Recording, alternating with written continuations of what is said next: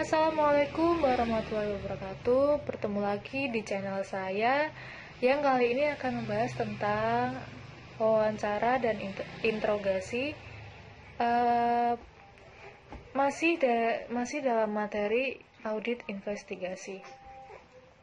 Sama seperti video sebelumnya, video kali ini juga untuk memenuhi salah satu tugas uh, mata kuliah saya, yaitu audit investigasi dengan dosen pengampu Bapak Arif Himawan. Sebelumnya, kalau ada yang belum mengenal saya akan memperkenalkan diri lebih dahulu. Nama saya Vidya Anissa Firdaus, semester 7 pada Universitas Tikubang Unisba Semarang, jurusan akuntansi, Fakultas Ekonomika dan Bisnis. Sebelum saya masuk pada materi hari ini, pada kesempatan video kali ini, saya meminta untuk teman-teman semuanya, minta bantuannya untuk like dan subscribe pada video ini, karena sumbangan jempol kalian sangat berharga untuk saya, karena dapat membantu memaksimalkan nilai saya pada mata kuliah audit investigasi. Baik,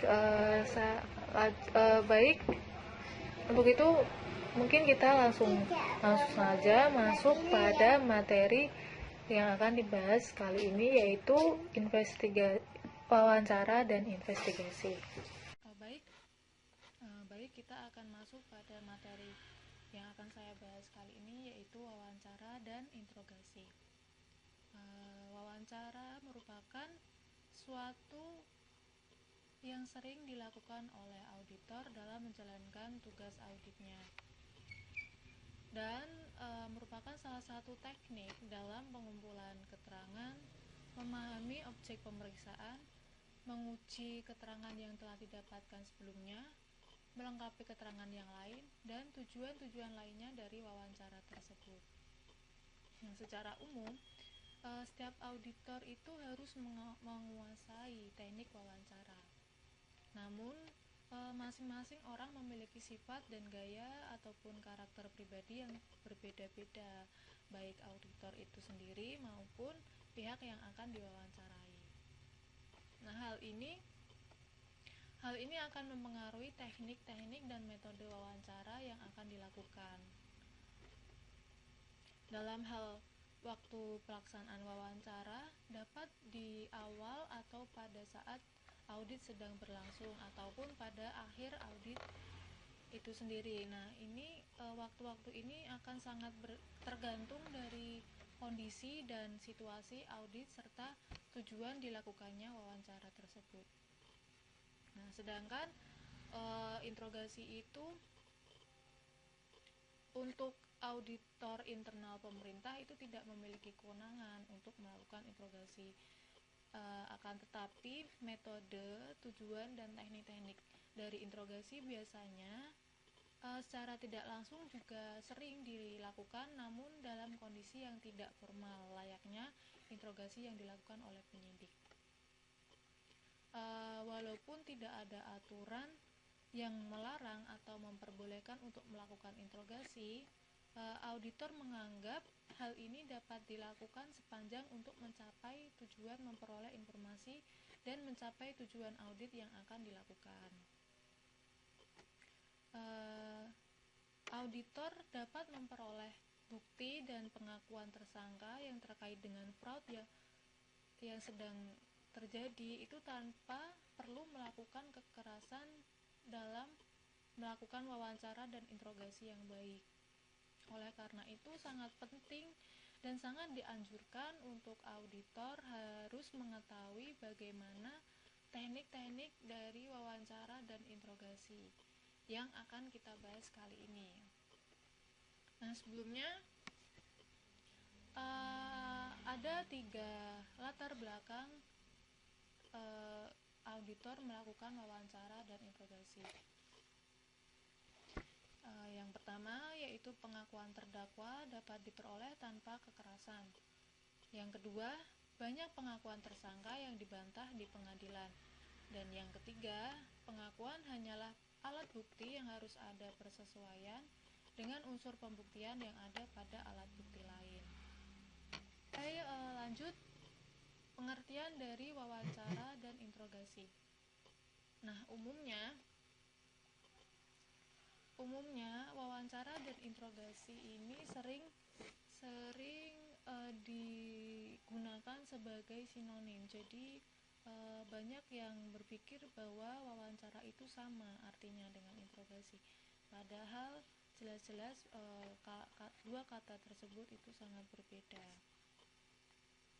Wawancara biasanya digunakan untuk pengumpulan keterangan, memahami objek pemeriksaan, menguji keterangan yang telah didapatkan sebelumnya, melengkapi keterangan yang lain, dan tujuan-tujuan lainnya dari wawancara tersebut.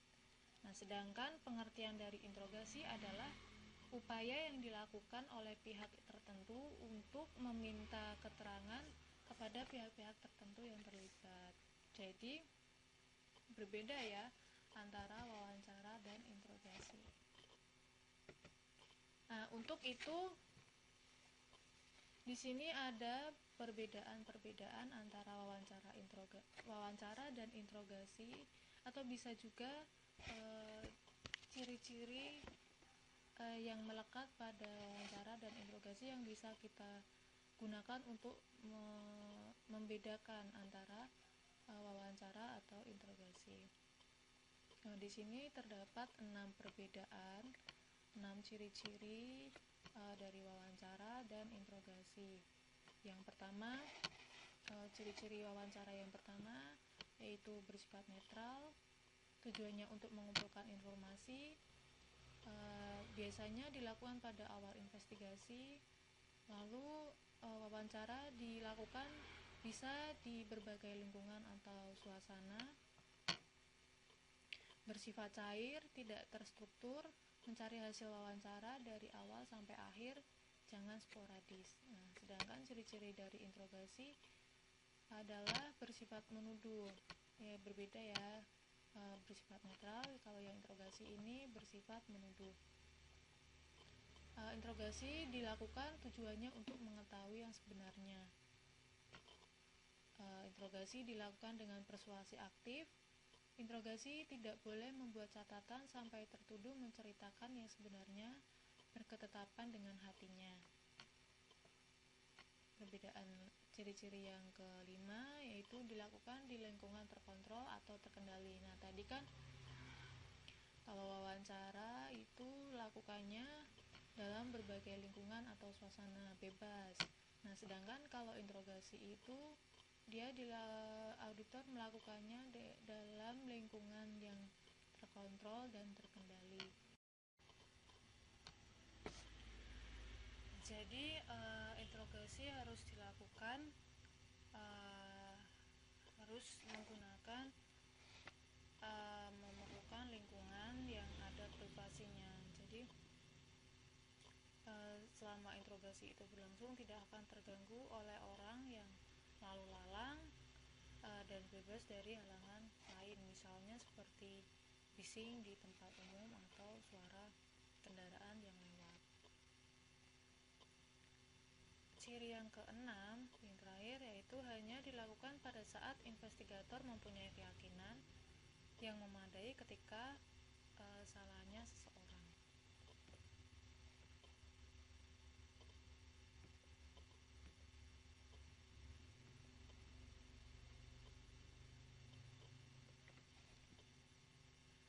Nah, jadi investigator ini harus memiliki alasan yang kuat untuk percaya bahwa seseorang ini tidak berbohong. Alasan ini mungkin berupa perilaku dari saat wawancara sedang berlangsung atau keterangan yang berubah-ubah sebagai tanggapan atas pertanyaan yang sama. Nah, adanya penunjuk bahwa ia berbohong dan lain-lain. Interogasi tidak boleh digunakan sebagai alat atau cara utama untuk menilai jujur atau tidaknya seseorang. Penilaian ini dapat dicapai dalam wawancara yang bersifat tidak menuduh.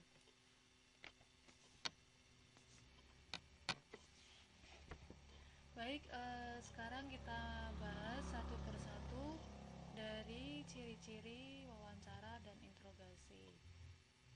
Nah, masuk pada wawancara ya sekarang. Ciri-ciri wawancara yang pertama yaitu bersifat netral atau tidak menuduh.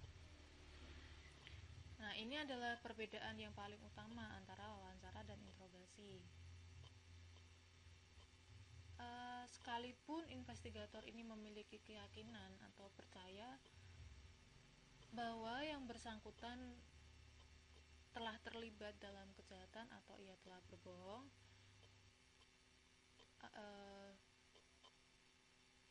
investigator tidak boleh menuduh secara langsung tersangka tersebut. Nah, dengan cara seperti ini, investigator dapat mengembangkan hubungan yang menimbulkan rasa percaya dan hormat antara investigator dengan orang yang diwawancarainya. Yang kedua, tujuan dari wawancara yaitu untuk mengumpulkan informasi. Nah, dikarenakan wawancara ini dilakukan untuk mengumpulkan informasi, berarti investigator ini harus mengumpulkan informasi-informasi yang penting bagi investigasinya dan informasi mengenai perilaku dari orang yang diwawancarainya atau behavioral information. Contoh dari informasi yang penting bagi investigasinya ini yaitu apa hubungan si wawancara orang yang diwawancara ini dengan orang tertentu yang mungkin dicurigai merupakan otak dari perbuatan tindak pidana yang diperiksa.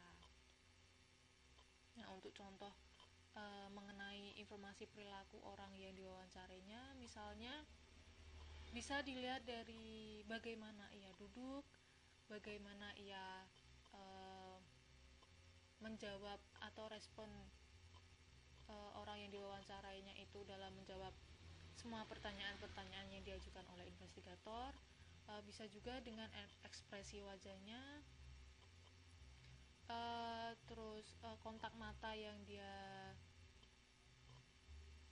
lakukan saat diwawancarai itu bisa juga merupakan bukti informasi-informasi yang didapatkan oleh investigator. Ciri yang ketiga yaitu biasanya dilakukan pada awal investigasi.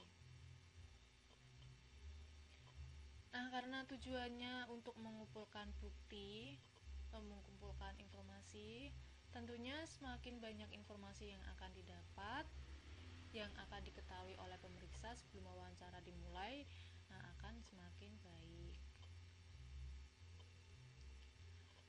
Wawancara kadang terpaksa dilakukan meskipun pemeriksa baru mempunyai gambaran kasar tentang bagaimana kemungkinan fraud itu dilaksanakan, atau bahkan sebelum pemeriksa dapat mengidentifikasi bukti yang diperlukan. Ciri yang keempat yaitu dapat dilakukan dalam berbagai lingkungan atau suasana. Nah, pemeriksa terkadang mempunyai peluang dalam menemui orang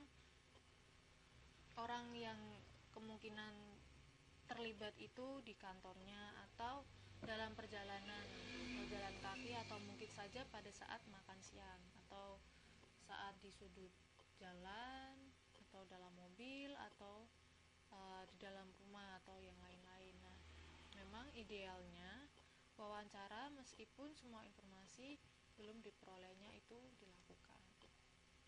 Nah, ciri yang kelima yaitu bersifat cair dan tidak terstruktur.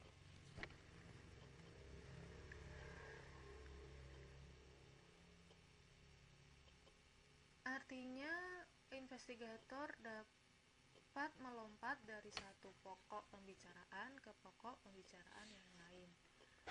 Nah, sebelum wawancara dimulai, biasanya pemeriksa ini sudah mempunyai gambaran tentang informasi apa yang ingin dia kumpulkan atau ingin dia ingin dia ketahui. Namun investigator ini tidak boleh kaku dalam mengajukan pertanyaan. Mereka cenderung harus kreatif untuk mengembangkan pertanyaan-pertanyaan atas informasi yang diterimanya. Nah, karena bisa saja informasi yang didapatnya itu tidak sesuai atau baru dia dapatkan selama wawancara.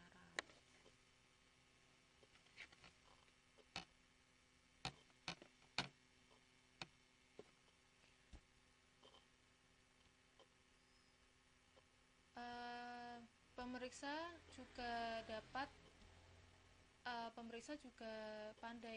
harus pandai dalam membaca suasana, karena wawancara meskipun belum mendapatkan semua informasi yang dia dapat, dia bisa saja menghentikan wawancara meskipun informasi yang dia dapat masih sedikit. Ciri yang keenam yaitu mencari hasil wawancara dari awal sampai akhir, jangan sporadis. Sporadis di sini itu maksudnya informasinya kadang dicatat, kadang juga tidak dicatat. Banyakan hanya mencatat yang penting-penting saja, tapi yang tidak penting biasanya juga tidak dicatat. Nah, itu tidak boleh.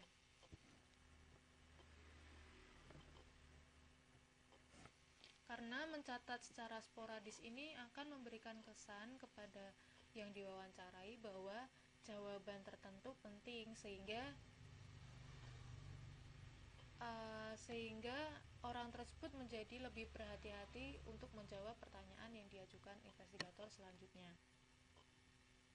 Nah, mencatat secara sporadis ini akan menghambat arus informasi selama wawancara.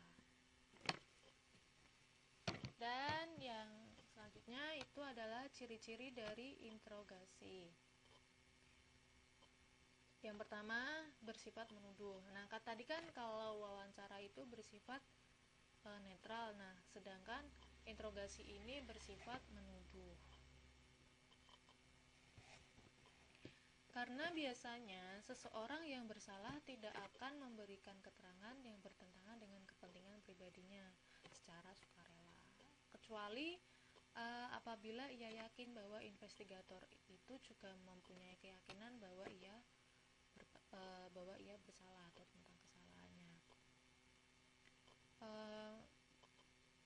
Gak mungkin dong seorang maling akan mengaku malingnya. Kalau seperti itu ya nanti penjara penuh. Jadi orang yang bersalah itu cenderung dia akan memberikan keterangan-keterangan yang akan mendukung dia untuk bebas dari tuduhan-tuduhan yang diarahkan kepadanya. Nah, karena itu interogasi harus bersifat menuduh, seperti misalnya seperti ini. Anang, saya tidak punya keraguan sedikit pun kalau Anda terlibat atau merencanakan tindak pidana korupsi ini. Nah, ini akan memperlihatkan keyakinan investigator kepada orang yang sedang diinterogasi. Beda dengan pertanyaan seperti, Anang, saya pikir Anda mungkin terlibat dalam merencanakan tindak pidana korupsi ini. Nah, pertanyaan seperti ini akan memberikan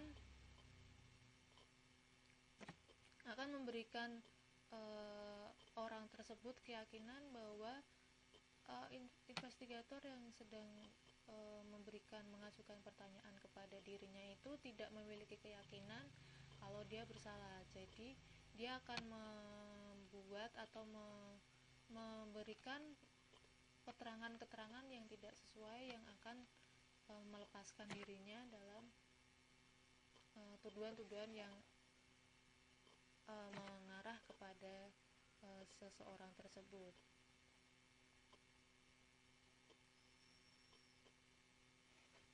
Jadi yang diinterogasi ini akan semakin yakin sikap yang harus diambilnya itu harus membantah keterlibatannya. Nah, tujuan dari interogasi yaitu untuk mengetahui yang sebenarnya.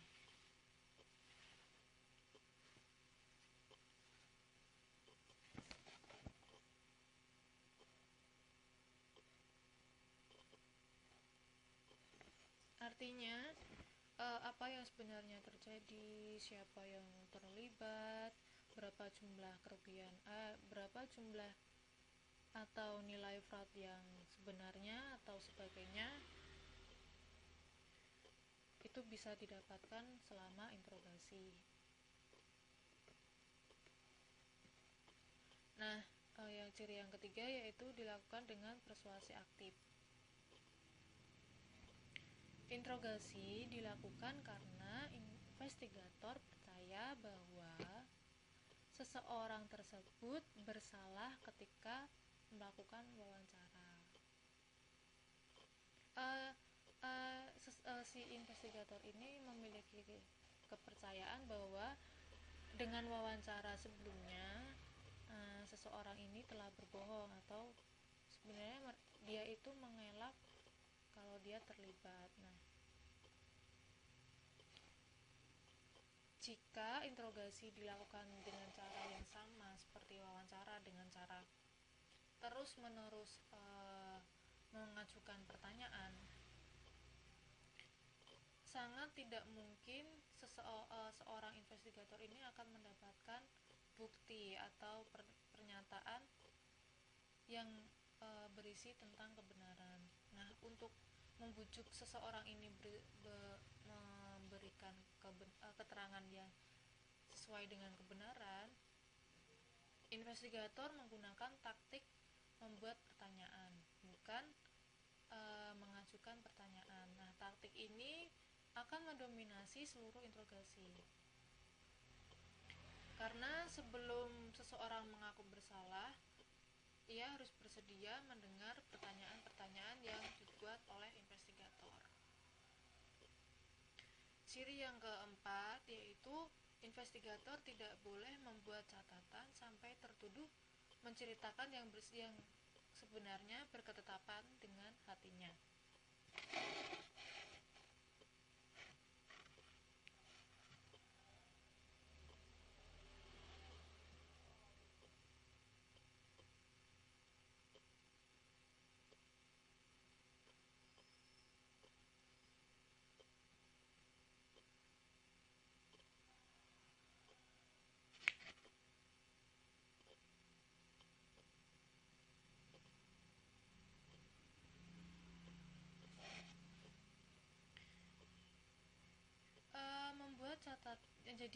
Membuat catatan terlalu dini akan mengingatkan tertuduh bahwa keterangannya akan merugikan dirinya sendiri. Nah, bahkan para pakar menyarankan bahwa bukan saja catatan yang dibuat sesudah tertuduh sepenuhnya mengakui apa yang sebenarnya terjadi, pengakuan juga harus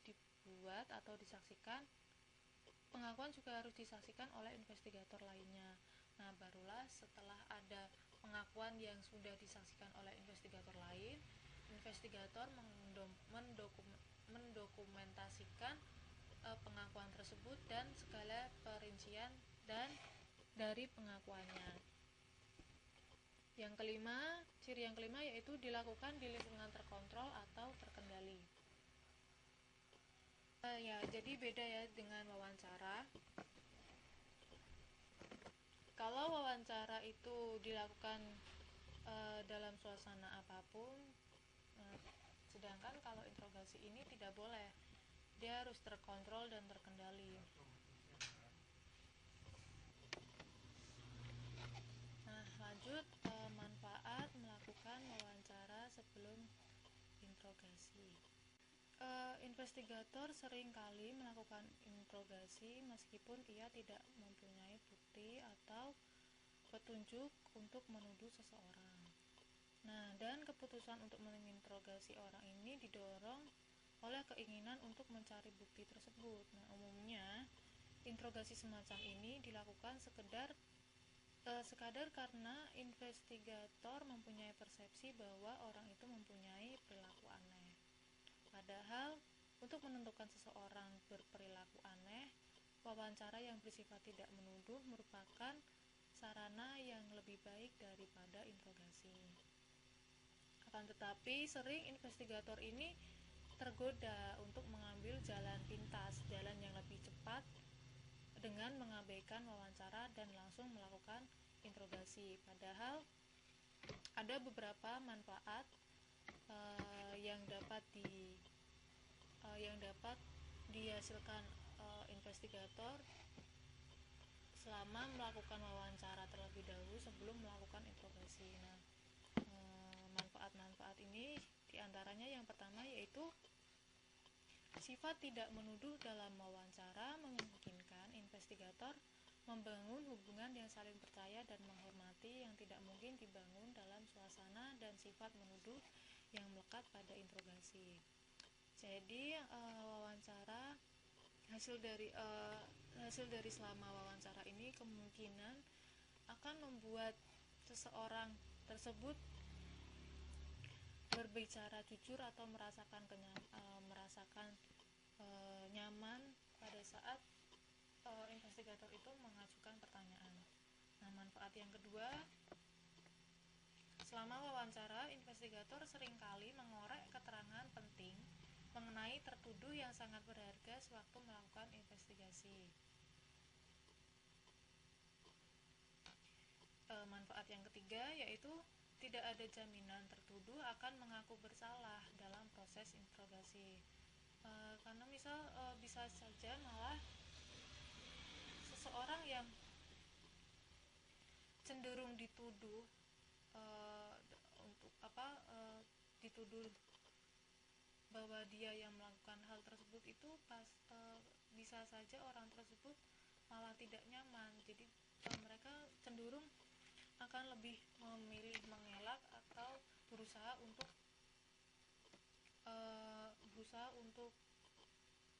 keluar dari tuduhan-tuduhan yang sudah dilontarkan oleh investigator. Nah, padahal jika seseorang tersebut diwawancarai terlebih dahulu dan memberikan keterangan palsu selama wawancara, nah ini akan bisa digunakan oleh investigator untuk mengungkapkan kebohongannya pada saat interogasi. Manfaat yang keempat yaitu ada keuntungan psikologis bagi investigator ketika melakukan wawancara sebelum interogasi. Akan lebih mudah dicapai apabila investigator menawarkan kesempatan kepada tertuduh untuk menceritakan kejadian yang sebenarnya melalui wawancara. Nah, lanjut di sini ada analisis dalam gejala perilaku. Behavior Symptom Analysis atau BSA dan sarana komunikasi. Di sini ada 3 gejala perilaku. Yang pertama yaitu verbal channel. Yang kedua paralinguistic channel dan yang ketiga non-verbal channel. Verbal channel di sini yaitu artinya ucapan yang keluar dari mulut seseorang, pilihan kata dan susunan kata-kata yang digunakannya untuk mengirimkan pesan. Paralinguistic channel yaitu ciri-ciri percakapan atau characteristic of space di luar ucapan. Yang ketiga non-verbal channel yaitu adalah sikap tubuh atau body posture, gerak tangan, hand gesture, dan mimik wajah atau facial expression.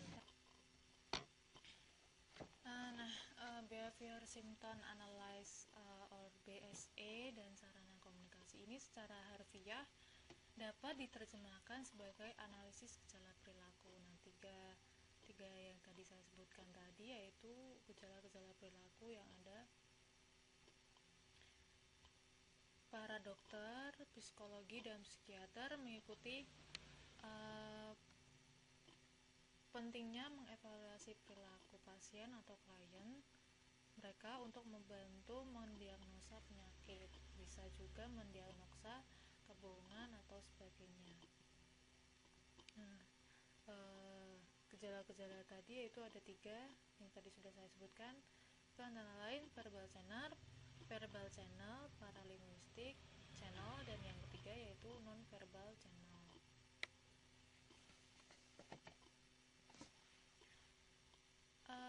Verbal behavior adalah subjek yang jiwanya sehat dan berinteraksi sosial secara normal akan mengalami kecemasan ketika ia berbohong. Kecemasan bisa timbul dari dalam karena ia tahu perkataannya tidak benar. Nah, contohnya saja seperti orang yang tidak pernah berbohong dipaksa untuk berbohong, nah akan terlihat secara akan terlihat kalau dia tengah berbohong. Nah, contohnya saja misal saat sekretaris itu ditelepon, ia mengatakan bapak sedang ada tamu. Nah, padahal yang sebenarnya adalah bosnya itu sedang pergi atau sakit atau tidak sedang mau diganggu. Yang kedua, paralinguistic behavior. Di sini ucapan yang makna sesungguhnya berbeda dari apa yang keluar dari mulut pembicara. Ini biasanya digunakan untuk tidak menyinggung orang lain. Nah, contohnya saja suami mengatakan ke istri, masakanmu sangat lezat, padahal yang sebenarnya adalah masakan yang dibuat oleh istri tersebut bisa saja kemanisan atau kepedesan atau keasinan. Di sini paralinguistic behavior merupakan sumber terbaik untuk mendeteksi kebohongan karena paralinguistik agak lepas kendali daripada verbal. Next, yang ketiga, non-verbal behavior. Nah, perilaku non-verbal behavior ini cukup rumit untuk dievaluasi karena perilaku ini sering menimbulkan interpretasi yang keliru dan evaluasinya harus dilakukan dalam konteks isi atau substansi verbal yang disampaikan pembicara atau subjek. Nah, non-verbal behavior ini dapat dilihat dari postur, gerak tangan, gerak kaki, mimik muka, dan mata. Nah, yang selanjutnya di sini ada langkah-langkah dari melaksanakan wawancara. Nah, langkah yang pertama yang harus dipegang oleh investigator atau pewawancara yaitu menguasai semua fakta tentang kejadian-kejadian tindak pidana yang sedang dihadapinya. Yang kedua, pewawancara harus dimulai dari yang diduga paling kecil jadi pelaku, whistleblower, dan otaknya, karena kemungkinan yang paling kecil ini bisa menjadi patokan dia akan berkata jujur atau mengungkapkan kebenaran tentang apa yang sedang terjadi. Nah, yang ketiga, jika korban dari tindak pidana atau kasus yang sedang terjadi ini banyak, wawancara harus memulai investigator ini harus memulai wawancara dimulai dari korbannya terlebih dahulu. Yang keempat yaitu jangan mengabaikan bukti petunjuk.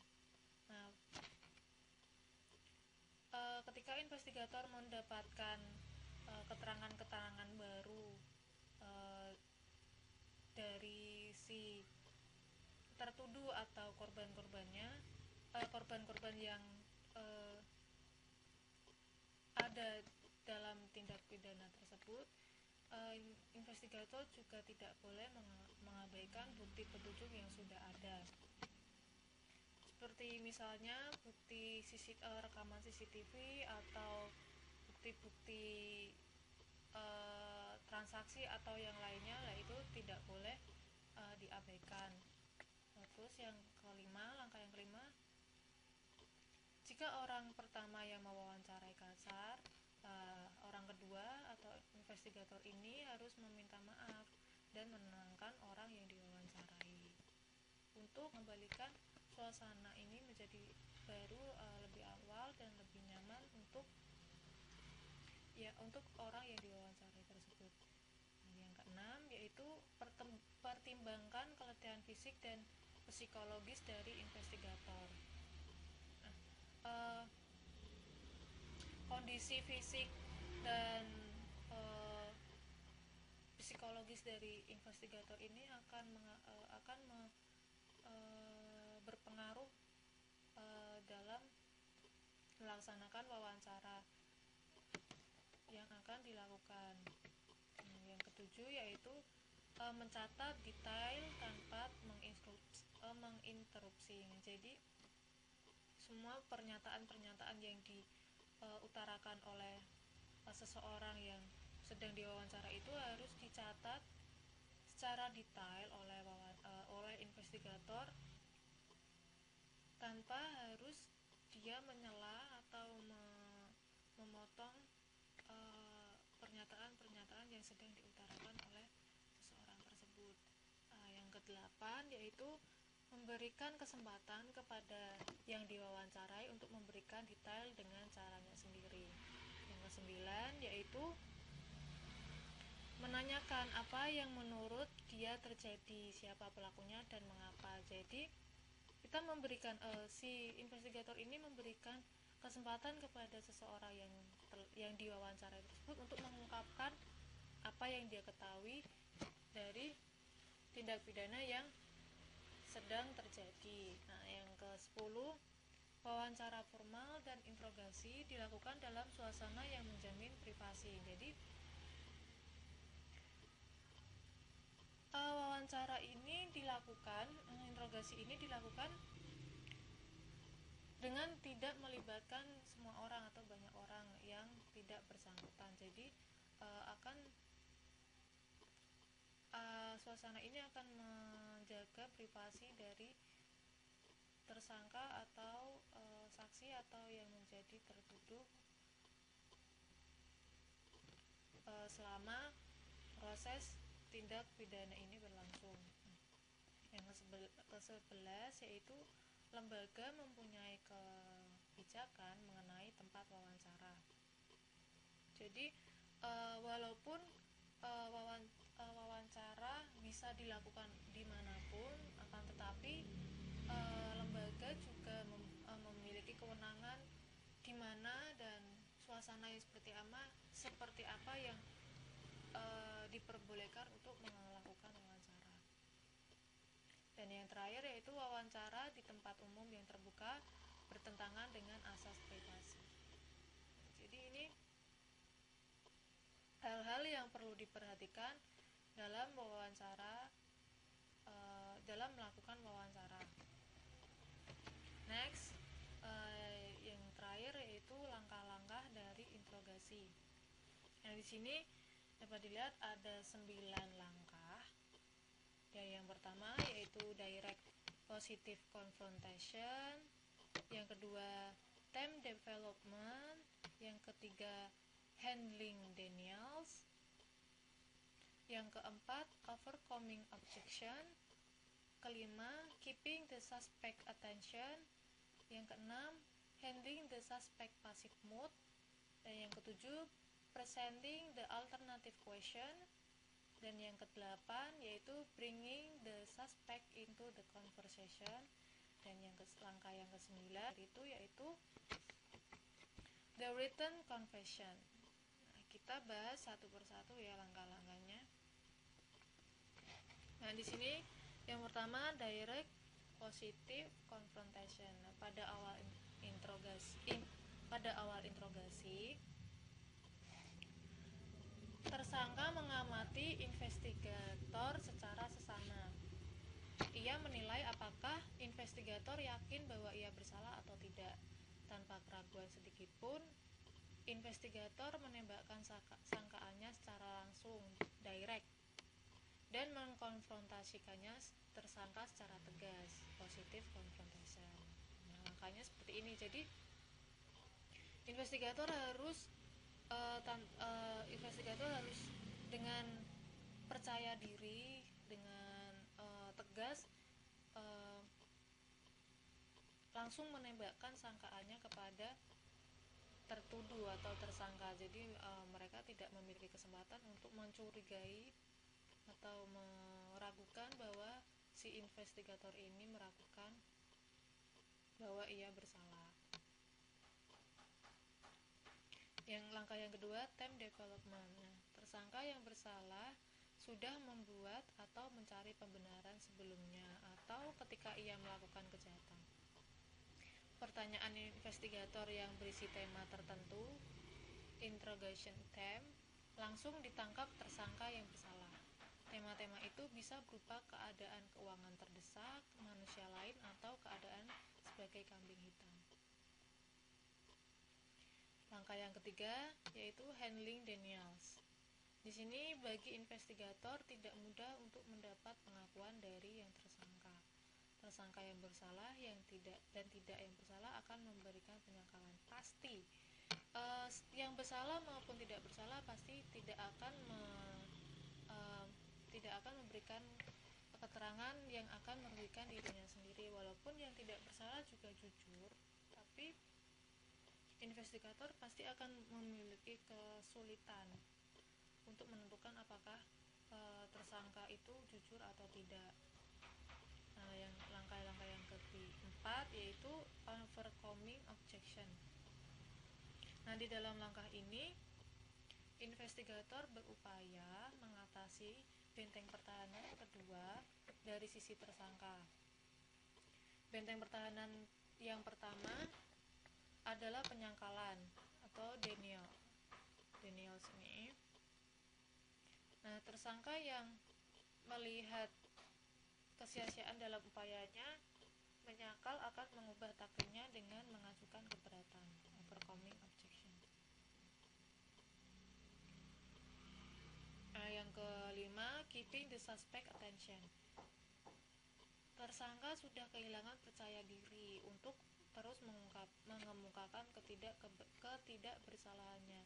Ia sudah sampai, di langkah ini ia sudah sampai pada titik di mana ia membiarkan investigator berbicara apapun. Jadi seseorang itu sudah merasakan capek untuk berpikir atau terus menyangkal dengan apa yang diajukan oleh investigator. Nah, di sini dia akan cenderung akan berdiam diri dan investigator menjadi pembicara tunggal. Langkah yang keenam yaitu handling the suspect passive mode. Nah, pada tahap ini tersangka menyadari bahwa kebohongannya tidak berhasil atau tidak menghasilkan suatu sesuai dengan keinginannya secara awal, yaitu untuk mengelak dari kejahatan yang dia perbuat. Di sini seseorang tersebut akan menunjukkan sifat kalah, kepala yang tertunduk atau merasa bersalah, bahu lemas, turun. Jadi kan dia sudah merasa kalau jawaban yang dia utarakan itu tidak benar, jadi dia merasa bahwa semuanya sia-sia, jadi dia sudah tidak semangat, kaki lemas dan mata berkaca-kaca karena dia pasti akan ketakutan bahwa kebohongannya setelah ini akan terbongkar. Nah, mentalnya di sini akan berada di titik paling rendah. Nah, perubahan ini mengisyaratkan adanya pergolakan di dalam batin tersangka untuk menceritakan kebenaran. Yang ke-8 yaitu bringing the suspect into the conversation. Nah, dalam langkah ini nomor 7 belum ya, presenting the alternative question. Nah, yang langkah yang ke-7 ini merupakan puncak dari pengembangan tema interogasi. Investigator mempersempit temanya ke unsur utama dan memasuki pertanyaan alternatif. Nah, ketika memilih suatu alternatif, tersangka sesungguhnya telah mengakui bersalah. Yang ke-8, langkah yang ke-8 yaitu bringing the suspect into the conversation. Nah, dalam langkah ini tersangka diarahkan untuk menceritakan perincian dari perbuatannya yang pada akhirnya akan dirumuskan menjadi pengakuan yang bisa diterima sebagai bukti hukum. Jadi dari langkah 1 sampai ke 8 ini adalah puncak, bukan puncak, kondisi keadaan di mana tersangka tersebut mengakui kesalahannya. Nah, langkah yang ke-9 yaitu the written confession. Nah, di sini investigator menulis semua pengakuan-pengakuan yang diutarakan oleh tersangka tersebut secara jujur dan